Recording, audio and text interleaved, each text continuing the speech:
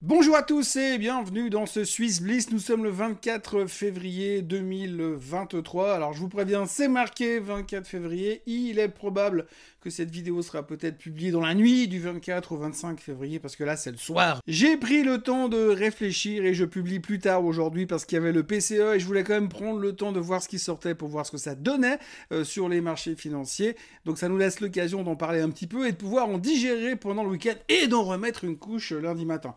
Bon, il y a aussi parce que j'étais débordé aujourd'hui, puis j'ai pas eu le temps de faire la vidéo plus tôt, pour être très franc avec vous. Mais pour l'instant, on va faire comme d'habitude notre tour d'horizon des marchés, des assets, de la Suisse en particulier, et du reste également en particulier.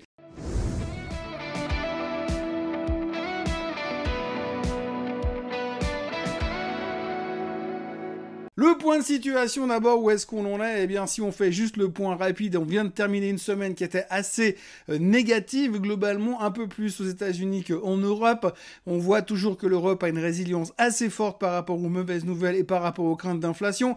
On a vécu toute la semaine en se basant principalement sur les nouvelles liées au taux, à l'inflation, à une éventuelle récession, etc., etc., avec un gros point d'or qui devait tomber aujourd'hui, le PCE. Donc le PCE, on sait que c'est la mesure de l'inflation qui intéresse le plus la Fed, et donc on savait qu'en fonction de ce chiffre-là, eh bien ça pouvait changer la vision de la Fed, surtout changer notre perception, puisque je le rappelle encore une fois, notre perception à nous, au fur et à mesure de la semaine, et depuis 2 semaines, c'était devenu de 2 hausses de taux de 0,25, on est passé à 3 hausses de taux de 0,25, en tout cas 75 basis points de hausse d'ici cet été, ça c'était un peu le consensus, ce à quoi le consensus est en train de s'habituer, et puis... Et je dis ça avant la publication des chiffres du PCA, et à partir de là, on se disait qu'on devrait avoir un plateau, et après le plateau, ça devrait se calmer pour la fin de l'année, avec un espoir, un secret espoir de voir un début de cycle de baisse des taux sans récession, en espérant un soft landing, avec un début de cycle de baisse des taux d'ici début 2024. C'était un petit peu l'idée, et c'est ce à quoi on se préparait, sauf que avec la publication des chiffres du PCE de cet après-midi, eh bien, la soupe n'est plus tout à fait la même. Alors la soupe n'est plus tout à fait la même parce que le PCE est sorti plus fort que celui du mois de décembre, plus fort que d'habitude, donc on a un peu l'impression que ça remonte, que l'inflation, eh bien, elle est en train de partir à la hausse, de repartir à la hausse, ou en tout cas de ne plus baisser comme ça avait l'air de vouloir baisser, puisque, je le rappelle encore une fois, on était parti du principe que depuis quelques mois, l'inflation baissait à coût de 0,5, 0,3, 0,4%.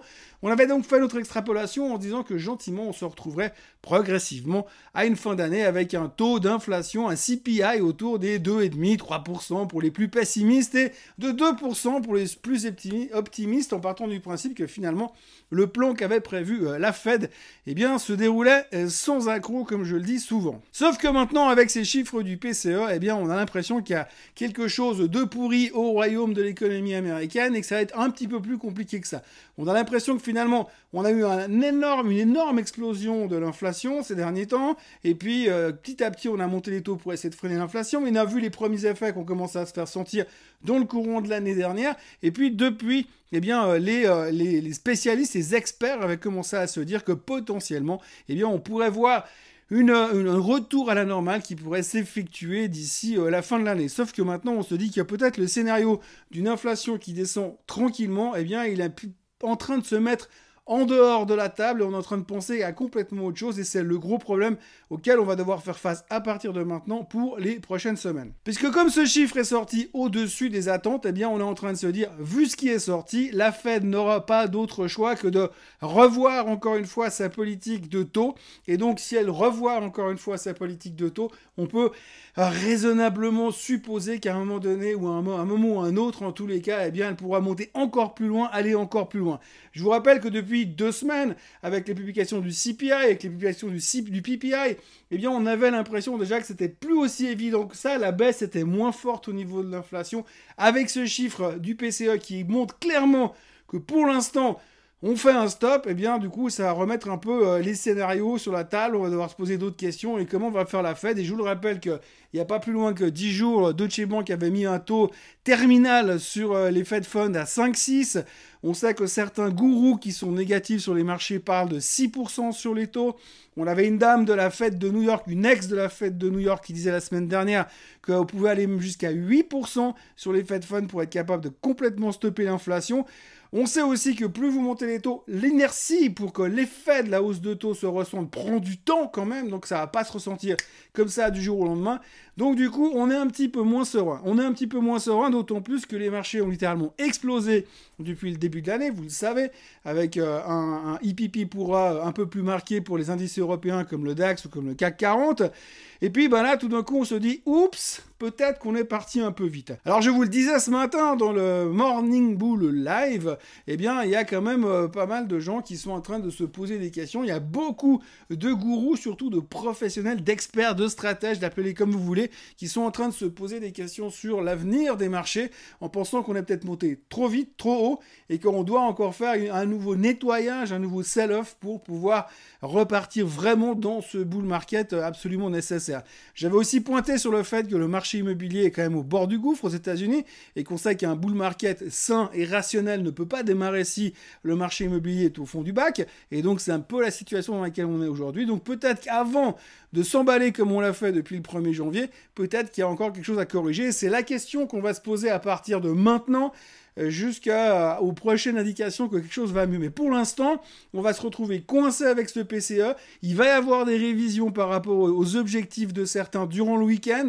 La semaine prochaine, on risque de démarrer la semaine avec un goût saumâtre un peu à l'arrière-bouche, et puis ensuite on aura les chiffres de l'emploi à la fin de la semaine. Donc là, imaginez encore en plus que les chiffres de l'emploi soient super forts, et on va commencer à se poser des questions si 75 basis points, ça suffit vraiment pour stopper l'inflation. On attaque avec les performances des assets classes ces derniers jours. Alors si on regarde d'entrée, eh bien, on voit que sur une semaine, eh bien, c'est plutôt rouge, hein, c'est plutôt rouge. Le Bitcoin qui repère 5,38%, le Dow Jones des transports qui se prend 4%. On voit quand même qu'il y a pas mal d'indices qui sont considérés comme value, qui ont pris une claque dans la tête. Le Dow Jones perd 3% cette semaine pour l'instant. Le Nasdaq de 3,4% en baisse. Le Semiconductor Index qui sauve ses fesses avec moins 2,7%. Et ça, c'est grâce au carton plein de Nvidia en milieu de semaine. Et puis, ben voilà, on voit que ça commence un tout petit peu à poser problème sur des indices comme le CAC, le DAX. Et le SMI qui s'en sort beaucoup mieux que le reste avec une baisse de 0,8%. Bon, il faut dire que le SMI, il n'a rien foutu depuis des mois, donc de toute façon, il n'a pas de raison de corriger comme les autres, puisqu'il n'a pas profité grand chose de ce bull market de début d'année par rapport à d'autres indices comme le CAC ou le DAX, encore une fois. Et puis le seul qui s'en sort pour l'instant, eh bien, c'est Shanghai. Mais de nouveau, on a un peu l'impression que Shanghai, de toute façon, ils ne sont pas sur la même planète que nous. Donc c'est un peu difficile de porter un jugement pour l'instant. Donc on sent et on voit qu'à l'instant et qu'à l'heure actuelle, eh bien, les assets classes risqués sont plus tellement à la mode et on se pose des questions. Et j'ai envie de vous dire que malheureusement, c'est pas ce que j'espère, mais j'ai un peu l'impression qu'avec le chiffre qui vient de sortir ce vendredi, eh bien, c'est pas encore complètement gagné et que ça risque de durer. Et on va se poser beaucoup de questions ces prochains jours. Et je pense que la semaine prochaine risque d'être assez intéressante en termes de volatilité et en termes de changement d'objectif de la part de mes seigneurs, les stratégistes du monde merveilleux de la finance. Performance du SMI sur une semaine, eh bien, on notera quand même la sous-performance de Sika et de Logitech, on va y revenir tout à l'heure, qui sont les deux lanternes rouges de l'indice SMI. Les pharmaceutiques qui ne font pas grand-chose comme d'habitude. Et puis, on va revenir également sur Swiss Re tout à l'heure, ainsi que le Crédit Suisse qui s'en sort plutôt pas mal, étant donné la mauvaise nouvelle qu'on a appris cette semaine sur le Crédit Suisse. Ça aussi, on va en toucher deux mots tout à l'heure. Mais ce qu'il faut retenir, c'est qu'en fait, il se passe pas grand-chose sur le SMI pour l'instant, hein, ni en termes techniques, ni en termes fondamentaux. On a un peu l'impression que le marché est au milieu de nulle part et il ne sait plus trouver la motivation pour une direction. La seule chose qui va bien pour le SMI, c'est que si tout d'un coup on entame une semaine de correction la semaine prochaine, eh bien on peut espérer, supposer que le SMI s'en sortira moins mal que les autres, puisqu'il a, comme je l'ai dit avant, il n'a pas profité de grand-chose. Du point de vue technique, le SMI est en train de se balader dans un immense triangle. Alors, quand on parle d'analyse technique, eh bien, on dit souvent que quand on arrive à déterminer un triangle comme ça, on dit qu'en général, dans le dernier tiers, il y a une sortie qui va se faire dans un sens ou dans l'autre. Généralement, la sortie se fait un peu plus tôt, mais enfin là, on est en train de tester les bandes des deux côtés. Et encore, ce vendredi, on a testé le haut ici, le bas ici. Pour l'instant, ça tient. Mais la clé de la semaine prochaine, ce sera est-ce qu'on est capable de tenir ces niveaux-là ou est-ce qu'on va aller directement chercher le prochain support qui est évidemment la moyenne mobile des 10 975 plus ou moins sur le SMI. Donc il va falloir voir si on est capable de tenir ces niveaux. Sinon, je vous dis pas, le prochain stop, ce sera 10 650. Donc pour l'instant, on se sent un peu en délicatesse avec l'indice qui est en train de sortir de ce trend ascendant que l'on a commencer à construire à peu près au mois de septembre. Ce serait vraiment pas une bonne nouvelle. Donc on espère un miracle, mais là tout de suite par rapport aux chiffres qui viennent de sortir, je suis pas convaincu qu'il faille trop compter là-dessus. Le S&P 500. Alors le S&P 500, on va se poser beaucoup de questions. Ça va être très compliqué. D'abord, il faudra voir, là à l'heure où je vous parle, c'est 6h30 en Suisse. Si le S&P 500 termine, on va dire, là où il y a encore un peu d'espoir, mais le risque, effectivement, c'est qu'on vienne casser là aussi la moyenne mobile des 200 jours.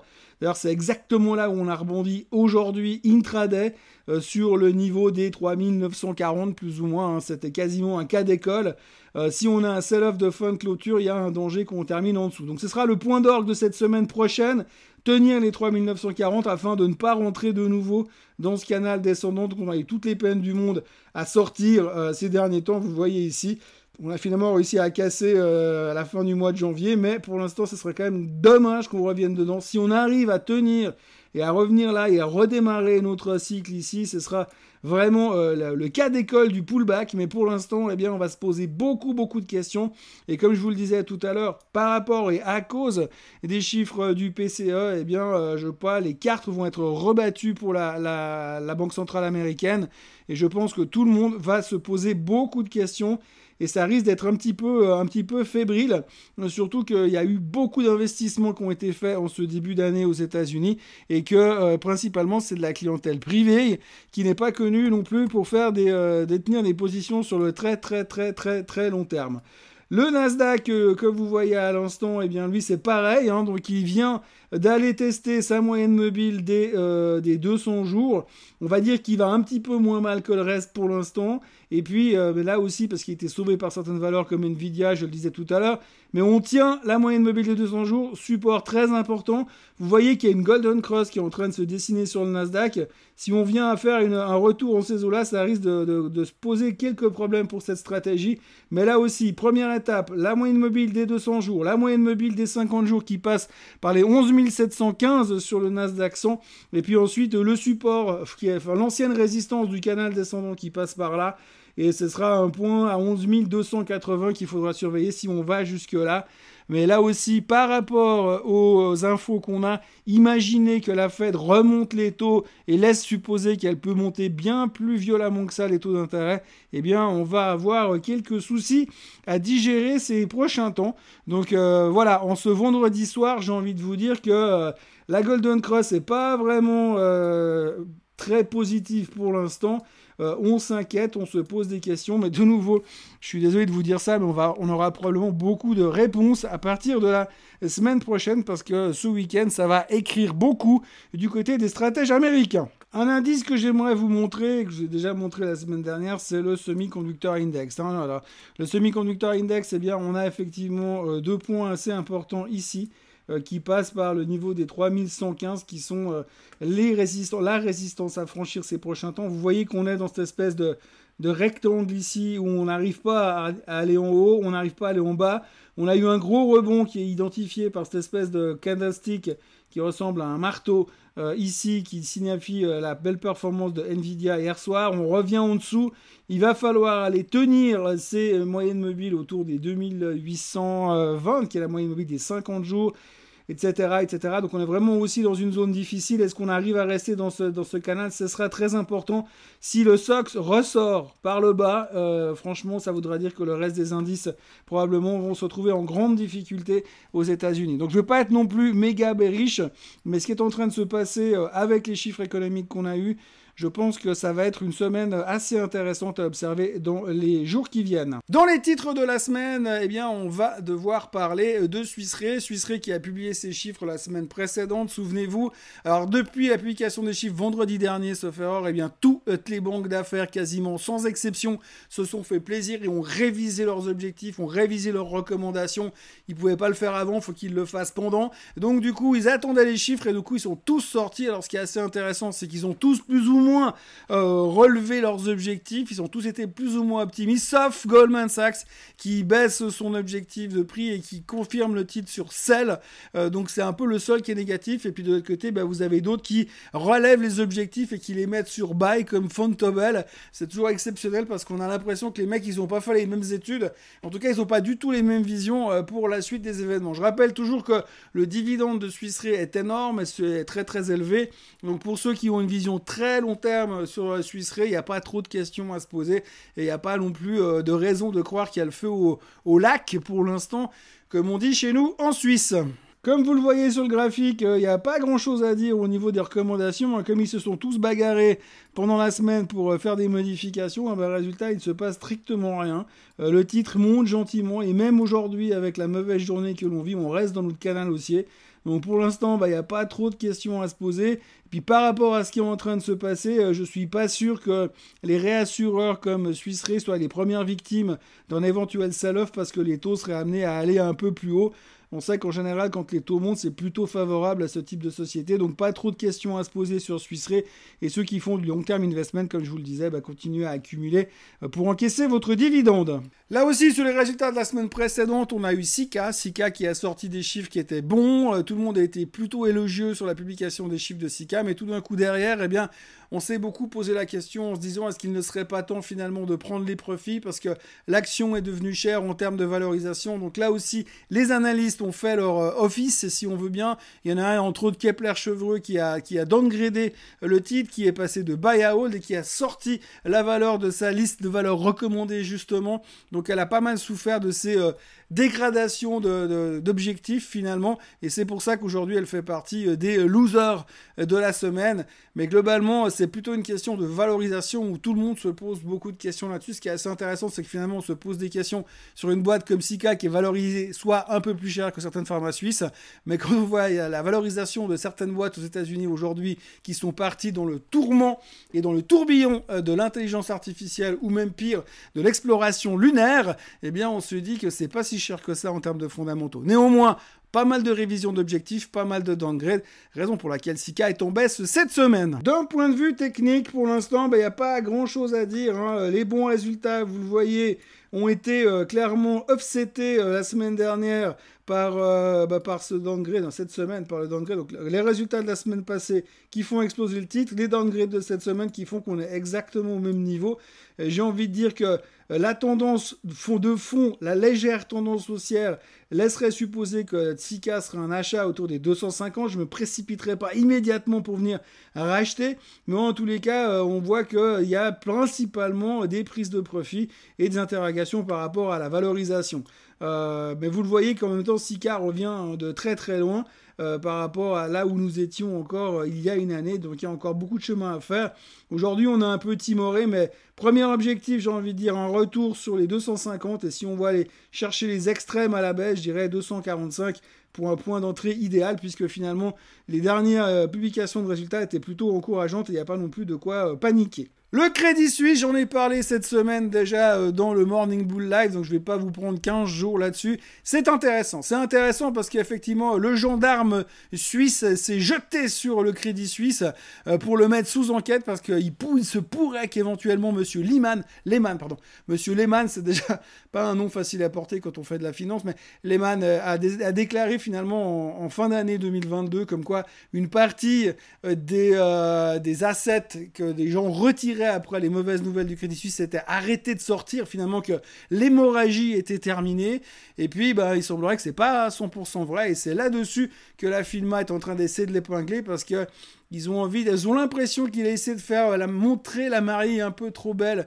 en fin d'année, ce qui fait que ça a assez mal passé. Donc la mise sous enquête a fait plonger le titre au plus bas de tous les temps sur le Crédit Suisse, mais sur la semaine, eh bien, il est en hausse, ce qui veut dire quand même au niveau trading, investissement court terme, que le sentiment négatif sur le Crédit Suisse et les mauvaises nouvelles sur le Crédit Suisse ne lui font plus rien. Il est donc immunisé, et ce qui voudrait laisser supposer entendre que finalement les gens sont plus prêts à vendre à ces niveaux-là en disant de toute façon, si j'en ai acheté à l'époque à 16 balles, qu'est-ce que j'en ai à faire de les vendre à 2 francs, donc je vais les garder en espérant un miracle. Et donc c'est un petit peu la thématique qu'il faudra jouer sur le Crédit Suisse ces prochains temps, c'est un miracle.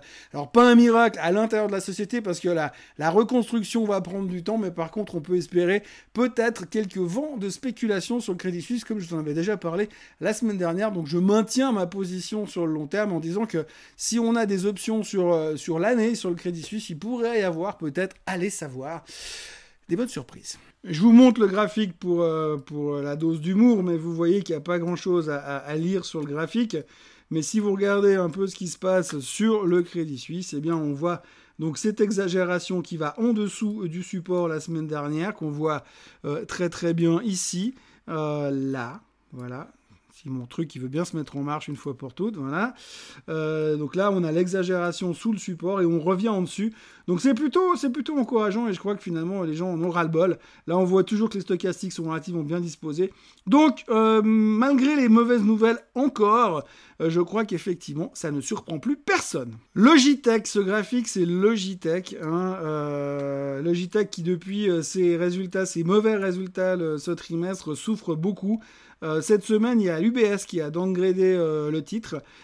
Et franchement, quand l'UBS downgrade un titre comme ça, eh bien, ça pèse lourd puisque leur impact au niveau des portefeuilles est énorme à l'intérieur de la banque. Mais donc, du coup, vous avez tout le monde qui est en train de dégager le titre sur le long terme. Alors, la raison et l'articulation du downgrade de l'UBS est principalement due au fait que, pour l'instant, eh bien, vous avez un gros problème au niveau consommation et qu'une grosse partie de leur clientèle, la clientèle chinoise, eh bien, va préférer avec la réouverture commencer à acheter autre chose que des biens de consommation électronique qui font évidemment les beaux jours de Logitech. Donc c'est pas vraiment là-dedans que les Chinois vont commencer à dépenser, c'était l'articulation principale du downgrade d'UBS. Donc pour l'instant, on a une espèce de support dans la zone des 50 balles. Ça va être difficile de le tenir quand même à court terme. On verra comment ça va continuer, et pour l'instant, j'ai un peu l'impression qu'à très court terme, justement, Logitech, c'est dead money. On se souvient à l'époque, quand l'UBS a fait un downgrade massif sur Roche, eh bien, souvenez-vous, le downgrade massif sur Roche avait envoyé le titre de 400 jusque là où il se trouve aujourd'hui. Vous voyez là à l'instant Roche qui s'affiche. Eh bien, en fait, le top ici, c'est là où l'UBS a fait son downgrade. Et donc, depuis, vous connaissez l'histoire. La suite de l'histoire, on la connaît. Eh bien, depuis, Roche ne fait que de baisser. Donc, j'espère pas que c'est en train de se produire la même chose sur Logitech, mais il faut faire attention quand c'est l'UBS qui commence à downgrader des titres suisses. Une des vedettes de la semaine, c'est Schindler. Schindler qui a publié des chiffres avec un net ralentissement de leurs bénéfices, net ralentissement des ventes, principalement dû au fait que c'était difficile dans la région de la Chine, évidemment. Et donc, l'un dans l'autre, les résultats étaient, on va dire, moins pires que prévu. Ce qui fait que tout d'un coup, tout le monde est venu racheter Schindler parce qu'ils se sont dit... Oui, mais si les chiffres étaient moins pires alors que la Chine était fermée, imaginez comment ça va être maintenant que la Chine va ouvrir. Donc du coup, eh bien, elle fait partie des grosses vedettes de la semaine, malgré la journée morose avec laquelle on clôture cette semaine de bourse. Quand on regarde le graphique de Schindler pour l'instant, eh bien, on voit clairement que la tendance est à la hausse. On a une très belle semaine et malgré le fait qu'on termine la semaine dans une situation assez compliquée à cause du PCE pour la 22 millième fois, finalement elle est dans sa tendance haussière. Si on revient sur les 189 là où il annonce des prix, eh bien ce sera un relativement bon niveau d'achat pour continuer la suite. Mais pour l'instant, tendance haussière confirmée de façon assez magnifique chez Schindler. Donc plutôt encourageant dans l'immédiat, mais attention, puisque Schindler sera extrêmement tributaire de la consommation en Chine ces prochains mois, bien évidemment, et surtout des nouvelles qui pourraient être liées à la construction. Voilà ce que l'on pouvait dire sur les marchés financiers en Suisse et dans le monde à notre connaissance. J'espère que vous avez passé une bonne semaine. Profitez bien de votre week-end parce que ça risque d'être chaud patate la semaine prochaine, étant donné ce qu'on a appris ce vendredi. Donc reposez-vous bien et moi je vous retrouve comme d'habitude lundi matin pour un nouveau Morning Bull Live. D'ici là, n'oubliez pas de vous abonner à la chaîne Swissquote en français, de liker si vous avez aimé cette vidéo. Si vous n'avez pas aimé, eh ben likez pas, il n'y a pas de souci et on essaiera de faire mieux la semaine prochaine. Profitez bien, bon week-end, bonne fin de semaine et à lundi. Je vous salue bien bas. Bye bye.